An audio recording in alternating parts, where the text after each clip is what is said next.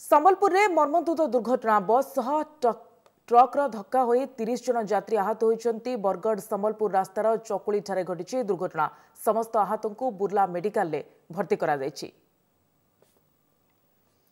तेज संपर्क में अधिक सूचना फोन लाइन अच्छे आम प्रतिनिधि संजय जेना। संजय, क्यों भली परिस्थिति रे पूरा दुर्घटना घटी वर्तमान समय आहत अवस्था किभली रही?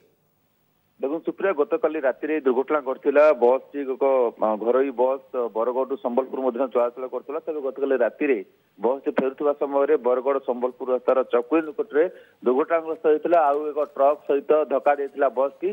फल बस से समस्त यात्री प्राय आहत होते। बस टी ओभरलोडेड रही समय पाखापाखि 37 जन यात्री बस रही। अधिकांश यात्री पाखापाखि 30 रु ऊर्ध्व यात्री को तुरंत बुर्ला बड़ मेडिकल भर्ती कराई। समस्त आहत मैंने प्राय खंडिया खबरा होते। तेज जदिव अधिकांश लोक 30 रु ऊर्ध्व लोक आहत होते किंतु अधिक अतिशय गुरुतर व संकटजनक अवस्था सृष्टि हो नाला। गतकाली राति विलंबित राति पर्यंत से चिकित्सा चलता।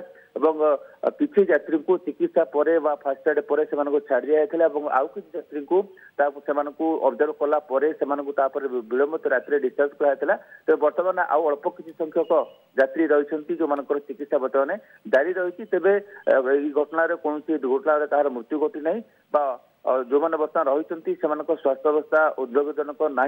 तेरे कहीपर एक बड़ धरण दुर्घटन अधिक संख्यक जनजीवन हानि हबार अल्पके भर्ती गला बस टी। ठीक समय ठिकना समय जेहतु बुर्ला बड़ मेडिकल को गणा जाए पारा तेणु कौन सांघातिक अवस्था सृष्टि है धन जीवन जीवन हानि घटी ना। जो मैंने रही उपयुक्त चिकित्सा जारी रही। सुप्रिया, बड़ दुर्घटन बर्ती जाती यात्री मैंने अनेक अनेक धन्यवाद संजय आपंकर समस्त सूचना।